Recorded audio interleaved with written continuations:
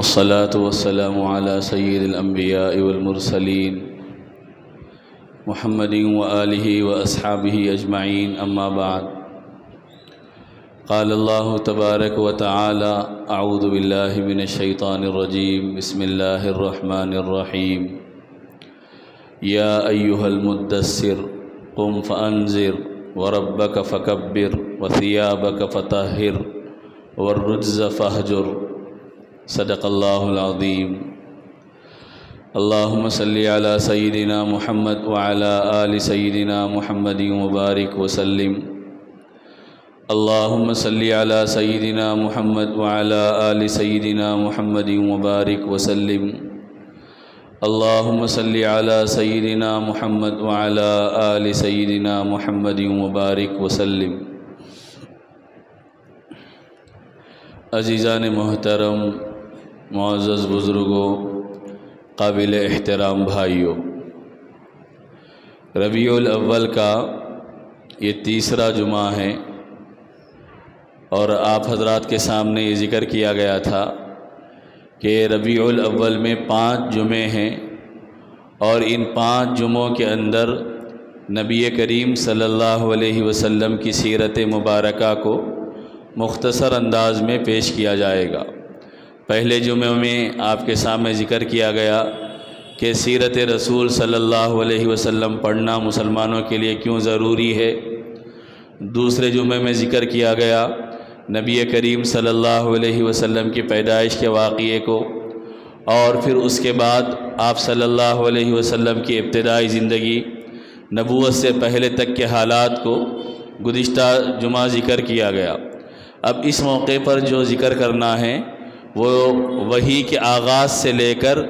مکہ مکرمہ کی 13 سالہ زندگی تک ان حالات کو ذکر کیا جائے گا۔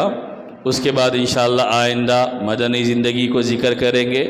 اس کے بعد نبی کریم صلی اللہ علیہ وسلم کی وفات کا واقعہ پیش کیا جائے گا۔ تو ہماری یہ ذمہ داری ہے کہ ہم اہتمام کے ساتھ، غور و فکر کے ساتھ ان باتوں کو سننے کی کوشش کریں۔ ظاہر سی بات ہے کہ اس مختصر سے وقت میں سیرت کے تمام پہلوؤں کو، تمام باتوں کو بیان نہیں کیا جا سکتا۔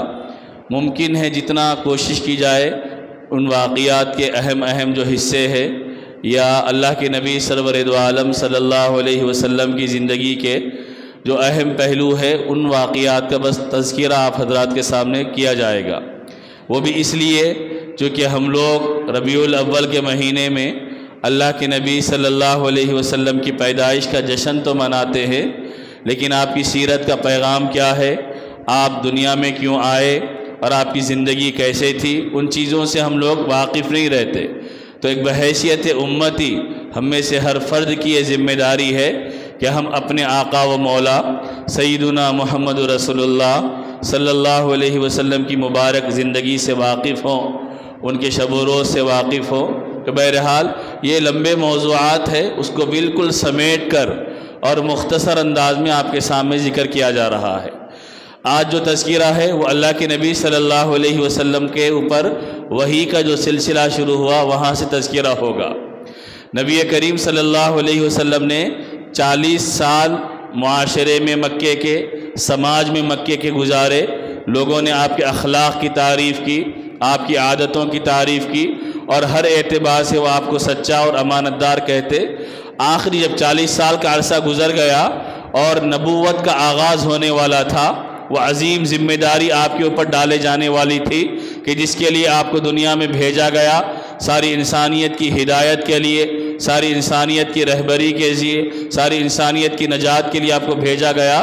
اب اس کام کا آغاز ہونے والا تھا۔ اس سے پہلے نبی کریم صلی اللہ علیہ وسلم کا معمول یہ بن گیا تھا کہ آپ زیادہ تر تنہائی میں وقت کو گزارا کرتے تھے۔ غار ہرا پہاڑ، جبل نور کے اندر جو غار ہے ہرا، اس کے اندر نبی کریم صلی اللہ علیہ وسلم تنہائی میں اپنے وقت کو گزارا کرتے، اللہ کو یاد کرتے۔ ایک مرتبہ اسی طرح آپ صلی اللہ علیہ وسلم غار ہرا میں بیٹھے ہوئے ہیں، جبریل امین آئے اور آ کر نبی کریم صلی اللہ علیہ وسلم سے فرمایا کہ پڑھو۔ اللہ کے نبی نے فرمایا ما انا بقاری، میں پڑھنا نہیں جانتا، اس وجہ سے کہ اللہ کے نبی صلی اللہ علیہ وسلم نے باضابطہ دنیا میں کسی کے سامنے پڑھنا نہیں سیکھا۔ لقب امی ہے لیکن علم کا دریا بہاتے ہیں، کوئی اعجاز تو دیکھے میرے قرآن ناطق کا۔ ہمارے نبی کا کمال اور اعجاز یہ ہے کہ آپ نے کسی سے پڑھا نہیں ہے لیکن پوری دنیا کو علم عطا فرمایا، پوری دنیا کو اللہ کے نبی صلی اللہ علیہ وسلم نے معلومات عطا فرمائی، اور ہر طرح کا علم آپ کے ذریعے اللہ تبارک و تعالیٰ نے دنیا میں عام فرمایا۔ تو بہرحال جبرائیل نے یہ کہا کہ آپ پڑھیے، اللہ کے نبی نے فرمایا کہ میں نہیں جانتا۔ جبرائیل نے اللہ کے نبی صلی اللہ علیہ وسلم کو اپنے قریب لیا اور تھوڑا سا دبایا، جس کا اثر اللہ کے نبی پہ محسوس ہونے لگا۔ پھر انہوں نے کہا پڑھو، 3 مرتبہ ایسی ہی ہوا، جبرائیل اللہ کے نبی کو قریب کرتے، دباتے اور یہ کہتے کہ پڑھو، اللہ کے نبی 3 مرتبہ بھی یہ کہے۔ اس کے بعد جب 4تھی مرتبہ معاملہ آیا تو جبرائیل نے ڈائریکٹ قرآن کریم کی ابتدائی آیت سورہ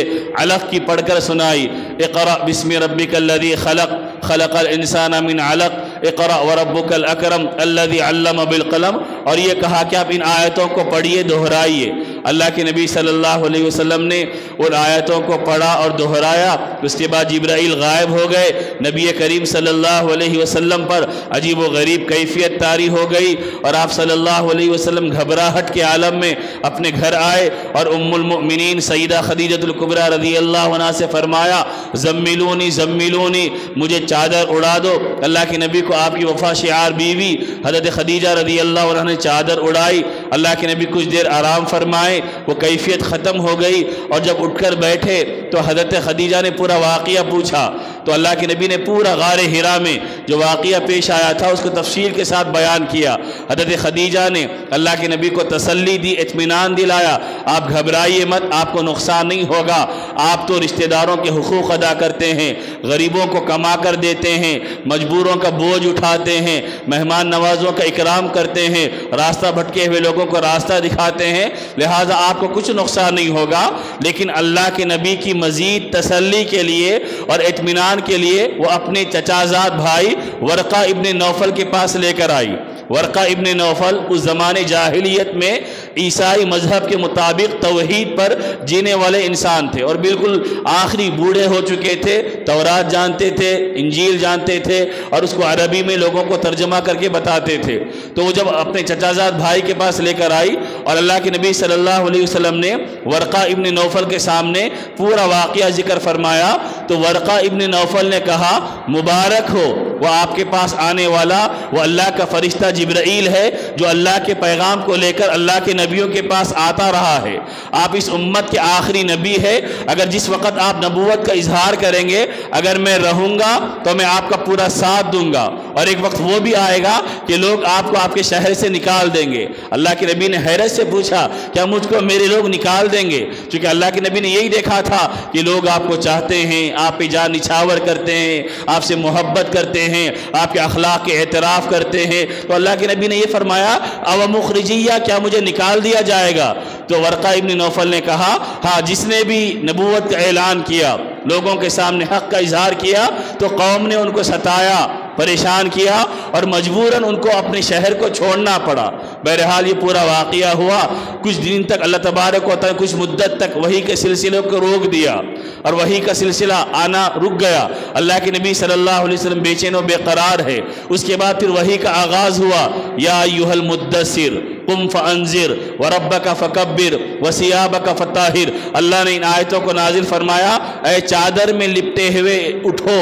اور لوگوں کو اللہ سے ڈراؤ، اور اللہ کی تعریف، بلندی، برتری لوگوں کے سامنے بیان کرو، اور خود بھی عمل کرنے والے بنو، اور اللہ کو یاد کرنے والے بنو۔ نبی کریم صلی اللہ علیہ وسلم نے سب سے پہلے اپنے گھر والوں کی دعوت کی، اپنے خاندان والوں کی دعوت کی، اور دعوت سے فارغ ہونے کے بعد اللہ کے نبی نے فرمایا میں تمہارے سامنے ایک بات رکھنا چاہتا ہوں، تم اس بات کو قبول کرو۔ بہرحال اللہ کے نبی نے اللہ کی توحید کا ذکر فرمایا، اور یہ کہا کہ مجھ پہ اللہ تبارک و تعالیٰ وحی نازل کرتا ہے، میں نبی ہوں، تو لوگوں نے انکار کیا، آپ کے خاندان والوں نے، اس میں ابو لہب بھی تھا، اس نے انکار کیا۔ حضرت علی چھوٹے بچے تھے، انہوں نے کہا کہ میں آپ کی بات مانتا ہوں اور آپ کا ساتھ دینے کے لیے تیار ہوں۔ چنانچہ عورتوں میں سب سے پہلے اسلام قبول کرنے والی حضرت خدیجہ الکبریٰ رضی اللہ عنہا ہے، مردوں میں سب سے پہلے اسلام قبول کرنے والے حضرت ابوبکر صدیق رضی اللہ تعالیٰ عنہ ہے، بچوں میں سب سے پہلے اسلام قبول کرنے والے حضرت علی المرتضیٰ رضی اللہ تعالیٰ عنہ ہے، غلاموں میں سب سے پہلے اسلام قبول کرنے والے زید بن حارثہ رضی اللہ عنہ ہے۔ ان لوگوں نے سب سے پہلے نبی کی نبوت کا اقرار کیا اور آپ کے ہاتھ پر اسلام قبول فرمایا۔ اس کے بعد دوسری آیت اللہ نے نازل فرمائی، وَأَنذِرْ عَشِيرَتَكَ الْأَقْرَبِينَ، کہ اللہ کے نبی اپنے رشتہ داروں کو اللہ سے ڈرائیے اور اپنے قریبی لوگوں کو اللہ کے بارے میں آگاہ کیجئے۔ چنانچہ اس زمانے کا ایک رواج تھا، اگر لوگوں کو کوئی بات بتانا ہوتا تو صفا کی پہاڑی پر آدمی چڑھ جاتا اور اعلان کرتا، جس کے نتیجے میں سارے مکے کے لوگ جمع ہو جاتے۔ نبی پاک صلی اللہ علیہ وسلم نے بھی اعلان کیا، مکے کے سارے لوگ جمع ہو گئے۔ نبی نے ان سے کہا کہ تم نے مجھے کیسا پایا؟ تو ان لوگوں نے کہا کہ ہم نے آپ کو سچا اور امانت دار پایا۔ نبی نے پوچھا، اگر میں تم سے یہ کہوں کہ اس پہاڑ کے پیچھے ایک لشکر ہے جو تمہارے اوپر حملہ کرنا چاہتا ہے، کیا تم میری بات کی تصدیق کرو گے؟ تو لوگوں نے کہا، ہم نے کبھی آپ کو جھوٹ بولتے ہوئے نہیں دیکھا، لہٰذا اگر آپ یہ کہتے ہیں تو ہم آپ کی بات کو ماننے کے لیے تیار ہے۔ اس کے بعد اللہ کے نبی صلی اللہ علیہ وسلم نے فرمایا، دیکھو تمہاری کامیابی اللہ نے اس بات میں رکھی ہے کہ تم ایک اللہ کی توحید کا اقرار کرنے والے بنو، تم قولوا لا الہ الا اللہ تفلحوا، تم ایک اللہ کو مان لو، تم کامیاب و کامران ہو جاؤ گے۔ ابو جہل نے کہا کہ تم نے اس واسطے ہم کو بلایا تھا، تبا لک لہذا جماعتنا، ہلاکت ہو تمہارے لیے، کیا تم نے اس لیے ہم کو بلایا تھا کہ پھر یہاں پر بھی وہی توحید کی بات، وہی دین کی بات کہنے والے بن جاؤ؟ وہ سارے کے سارے لوگ بکھر گئے۔ اللہ کے نبی صلی اللہ علیہ وسلم کے چچا ابو طالب تھے کہ جنہوں نے ہر مرحلے میں اللہ کے نبی کا ساتھ دیا۔ اب یہاں سے نبی نے اعلان عام کر دیا، 3 سال تک وحی کے آغاز کے بعد اللہ کے نبی 3 سال تک خاموشی کے ساتھ دین کی محنت کرتے رہے۔ دار ارقم ایک صحابی کا گھر تھا، وہیں پر اللہ کے نبی ایمان والوں کی تربیت کرتے، ان کو اعمال سکھاتے، ان کو دین پہ مضبوط جماتے، اور آہستہ آہستہ حضرات لوگ صحابہ کرام ایمان میں داخل ہونے لگے، یہاں تک کہ ایک وقت وہ آیا کہ حضرت حمزہ رضی اللہ عنہ اسلام میں داخل ہو گئے، جن کو اللہ نے عرب میں دبدبہ عطا فرمایا تھا، اور سیدنا عمر فاروق رضی اللہ تعالیٰ اسلام میں داخل ہو گئے۔ اللہ نے ان دونوں کے ذریعے اسلام کو شان عطا فرمائی، اسلام کو عظمت عطا فرمائی، اور ایک طرف یہ دو لوگ اسلام میں داخل ہو رہے اور دوسری طرف مشرکین کی حالت یہ تھی، وہ اللہ کے نبی کو ستانے، ایمان لانے والے مسلمانوں کو ستانے کے لیے ہر طریقے کو اختیار کرنے پہ لگے ہوئے تھے۔ ان کا جتنا ممکن بس چلتا وہ صحابہ کو اذیتیں پہنچاتے، تکلیفیں دیتے، تاکہ وہ لوگ دین سے پھر جائے اور اسلام کو چھوڑ دے اور اپنے پرانے مذہب پر آ جائے۔ صحابہ اکرام کی داستانیں تو بڑی لمبی ہے کہ جن صحابہ اکرام کو ستایا گیا، خود میرے اور آپ کے آقا سید الکونین، فخر دو عالم، خلاصہ کائنات سیدنا محمد رسول اللہ صلی اللہ علیہ وسلم کو ہر مرحلے میں ستایا گیا۔ آپ خانہ کعبہ میں نماز پڑھتے تو بدبخت عقبہ ابن معیط وہ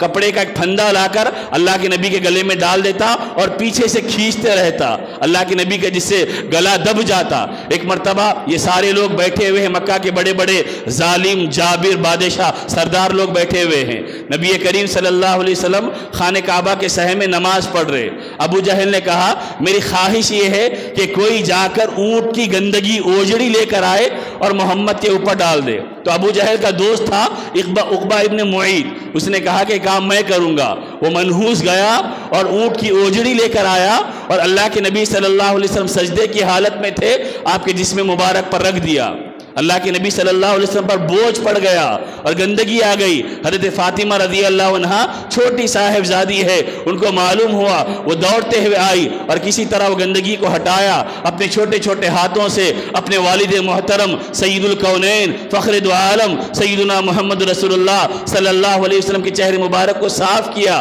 اس وقت اللہ کے نبی نے مکہ کے ان سرداروں میں سے 7 بدبخت سرداروں کے بارے میں بد دعا فرمائی اور وہ سارے کے سارے غزوہ بدر کے اندر مارے گئے۔ یہ مرحلہ چلتے رہا اور ان لوگوں نے اللہ کے نبی صلی اللہ علیہ وسلم کو ستانے پریشان کرنے کی ہر ممکن کوشش کی، یہاں تک کہ ایک مرتبہ وہ لوگ ابو طالب کے پاس آئے، جو ابو طالب اللہ کے نبی کا دفاع کرتے، سپورٹ کرتے، حمایت کرتے، اور ابو طالب چونکہ سردار تھے ان کی موجودگی کی وجہ سے ان لوگوں کو کھل کر نبی کو ستانے کا موقع نہیں ملا۔ ایک مرتبہ آ کر انہوں نے کہا کہ دیکھو، یا تو آپ درمیان میں رہو تو اپنے بھتیجے کو سمجھا دو، اگر آپ بھتیجا آپ کا نہیں مانتا ہے تو آپ درمیان سے ہٹ جاؤ، ہم اور آپ کے بھتیجے کا معاملہ نمٹا لیں گے۔ تو اب وہ لوگ کہہ کر چلے گئے۔ اللہ کے نبی صلی اللہ علیہ وسلم دن بھر دین کی محنت کر کے لوگوں کو اللہ کی طرف بلا کر گھر آئے تو چچا نے یاد کیا، جب آئے تو انہوں نے کہا کہ بھتیجے اس بوڑھے چچا پر تھوڑا سا رحم کرو، اور کہا کہ لوگ میرے پاس آئے تھے، انہوں نے اس طرح کا مطالبہ کیا ہے۔ تو اللہ کے نبی کی آنکھوں میں آنسو آ گئے، اور اللہ کے نبی نے پہلے تو یہ فرمایا، لو وضعوا الشمس على اليمين والقمر في يساري على ان اترك هذا الامر ما تركته حتى اموت۔ اللہ کے نبی نے فرمایا، اگر یہ میرے سیدھے ہاتھ میں سورج رکھ دے اور بائیں ہاتھ میں چاند رکھ دے اور مجھ سے یہ مطالبہ کرے کہ میں اس دین کا کام چھوڑ دوں تو میں دین کا کام نہیں چھوڑوں گا یہاں تک کہ میں مر جاؤں۔ اور انہوں نے فرمایا کہ چچا، کہ آپ بھی اب پیچھے ہٹ رہے ہیں؟ بھتیجے کے اس عزم کو دیکھ کر، ان کے ارادے کو دیکھ کر حضرت ابو طالب نے فرمایا کہ بیٹا تم جاؤ، جو کرنا ہے کرو، جب تک میں زندہ ہوں کوئی تمہیں تکلیف نہیں پہنچا سکتا، کوئی تمہیں اذیت نہیں دے سکتا۔ اللہ کے نبی صلی اللہ علیہ وسلم کو حوصلہ ملا، ہمت ملی۔ اس درمیان بہت سے واقعات نبی پاک صلی اللہ علیہ وسلم کو ستانے کے، پریشان کرنے کے، ایذائیں دینے کے، صحابہ کو ستانے کے واقعات پیش آتے رہے، یہاں تک کہ جب نبوت کا 7واں سال آیا، نبوت کا 7واں سال آیا تو مکہ کے ان سرداروں نے بیٹھ کر ایک فیصلہ کیا کہ ہم اللہ کے نبی کے خاندان کا بائیکاٹ کریں گے، مقاطعہ کر دیں گے، ان سے کوئی تعلق نہیں ہوگا ہمارا۔ اللہ کے نبی کے 3 خاندان تھے، بنو ہاشم، بنو عبد مناف، اور ان سارے خاندانوں کا ہم بائیکاٹ کریں گے، نہ ان سے لین دین ہوگا، نہ ان سے کاروبار ہوگا، نہ ان سے رشتہ ہوگا، نہ ان سے ملنا جلنا ہوگا، نہ ان کو کھانے پینے کا سامان فراہم کیا جائے گا، کچھ بھی نہیں کیا جائے گا۔ اور اللہ کے نبی صلی اللہ علیہ وسلم کے چچا جو سرپرست تھے خاندان کے، ابو طالب، وہ اپنے لوگوں کو لے کر، اللہ کے نبی اپنے ماننے والوں کو لے کر شیب ابی طالب پہاڑی کے اندر جو غار تھا اس پہاڑی کے اندر جا کر رہ گئے۔ 3 سال اللہ کے نبی کا مبارک خاندان اور آپ کی جانثار صحابہ اذیتوں کے ساتھ 3 سال اسی پہاڑی کے اندر رہے، اور ان لوگوں نے، مکہ کے سرداروں نے، ایک اعلان لکھ کر خانہ کعبہ کے دروازے پہ لگا دیا کہ کوئی ان سے کسی طرح کا تعلق نہیں رکھے گا۔ صحابہ فرماتے ہیں کہ بھوک اور پیاس کی وجہ سے بچے بلک بلک کر روتے تھے، اور اس رونے کی وجہ سے آواز پہاڑ کے ذریعے پورے مکہ میں گونجا کرتی تھی، لیکن ان بے رحموں کے سینے میں تھوڑی سی بھی محبت نہیں آتی، تھوڑا سا بھی بچوں پہ ترس نہیں آتا۔ ایک مرتبہ حضرت سعد ابن ابی وقاص رضی اللہ عنہ کے سامنے کھانا لایا گیا، بعد کے دور میں اچھا کھانا آیا، جیسے اچھا کھانا آیا تو وہ رونے لگے، اور انہوں نے فرمایا کہ جب ہم شیب ابی طالب میں قید تھے اس وقت بھوک کی وجہ سے میری یہ حالت تھی کہ میں جنگل میں کچھ تلاش کرنے لگا تو مجھے کچھ نہیں ملا، ایک چمڑا ملا، سوکھا چمڑا ملا، میں نے اس کو پانی میں ڈبویا اور کھا لیا، اور درخت کے پتے کھا کر ہم لوگوں نے 3 سال گزارے ہیں۔ میرے بزرگوں، میرے بھائیوں، یہ مال و دولت کے لیے انہوں نے قربانیاں نہیں دی تھی، یہ عہدے اور منصب کے لیے قربانیاں نہیں دی تھی، یہ اللہ کے نبی کی اطاعت میں، نبی کی فرمانبرداری میں، نبی کے ہاتھ پر اسلام قبول کرنے کے نتیجے میں نبی کے لیے جو غلامی اختیار کی تھی اس کے لیے اپنی جان، اپنا مال، اپنا سب کچھ نبی پہ قربان کر دیا تھا۔ حضرت مصعب ابن عمیر اور دیگر کتنے صحابہ ہیں کہ جنہوں نے اپنی ساری صلاحیتوں کو نبی کی اطاعت میں قربان کر دیا تھا۔ بہرحال 3 سال یہ لوگ وہاں پر رہے، اس کے بعد وہاں سے نکالے گئے۔ نکلنے کا وقت جب آیا، وہ وقت بھی ایسا آیا کہ اس وقت مکہ کے کچھ لوگوں کے دلوں میں مروت، ہمدردی کا جذبہ آیا۔ ان لوگوں نے طے کیا کہ ہم کو یہ سلسلہ ختم کرنا چاہیے، یہ بائیکاٹ کا نظام بند ہونا چاہیے۔ اس کے لیے وہ لوگ سرداروں کے پاس گئے اور جا کر بات کی۔ ادھر اللہ کے نبی نے اپنے چچا ابو طالب سے فرمایا کہ چچا جان، ان لوگوں نے جو معاہدہ لکھ کر لگایا تھا، اللہ نے ایسا کیا کہ دیمک کے ذریعے وہ سارا معاہدہ ختم ہو گیا، صرف ایک اللہ کا نام باقی رہ گیا۔ ابو جہل وغیرہ آئے، ابو طالب سے بات کی تو ابو طالب نے کہا کہ میرے بھتیجے نے یہ کہا ہے، اور میرا بھتیجا جو بھی کہتا ہے وہ سچ کہتا ہے، جھوٹ نہیں کہتا، اگر وہ معاہدہ باقی رہا تو میں محمد کو تمہارے حوالے کر دوں گا۔ اگر معاہدے کو دیمک نے کھا لیا اور صرف اللہ کا نام باقی رہ گیا تو ہمارا یہ مقاطعہ اور بائیکاٹ کا سلسلہ ختم ہو جائے گا۔ وہ لوگ بھاگے بھاگے آئے اور انہوں نے خانہ کعبہ میں دیکھا تو اللہ کے نبی کی بتائی ہوئی خبر کے مطابق معاہدے کا سارا لکھا ہوا میٹر ختم ہو گیا تھا، صرف ایک اللہ کا نام باقی رہ گیا۔ اللہ کے نبی صلی اللہ علیہ وسلم جب باہر آئے تو یہ شیب ابی طالب سے باہر نکل کر آئے تو آنے کے بعد دو بڑے حادثے اللہ کے نبی کو پیش آئے۔ ایک پہلا واقعہ یہ پیش آیا، آپ کے چچا کا انتقال ہو گیا، جو آپ کے لیے باہر کی دنیا میں آپ کا سپورٹ کرنے والے، حمایت کرنے والے، آپ کے لیے